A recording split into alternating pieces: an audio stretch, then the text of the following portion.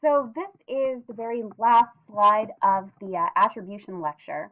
And one of the things that's really important is that this negative explanatory style can be incredibly self-defeating and, like I mentioned in the last lecture, can actually create a situation where we feel a lot of learned helplessness. So what we can tend to do is we can actually counteract those negative explanatory attributions with those that are external, unstable, and local. So we focus on outside influences. We note that the situation is temporary and that it's not a global problem, it is in a specific area.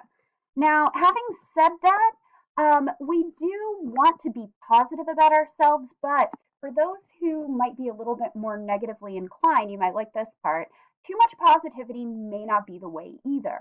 Um, Unrealistic optimism can actually create a sense of immunity or invulnerability that is not actually there.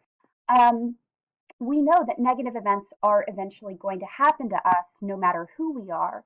And we need to be sure that we can be in a situation where we are able to cope with those negative events.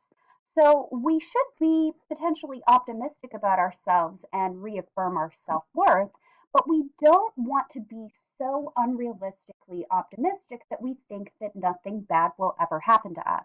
We aren't immune to negative events. They will happen to the best of us. And we need to know that we are going to be able to cope with negative events when we do, and that things will work out the way that they're supposed to. Maybe not necessarily for our best or for always for our good, but we need to know that we're resilient and that we can cope with these things. All right, so that's pretty much all I had. I will see you tonight at the review session. Bye.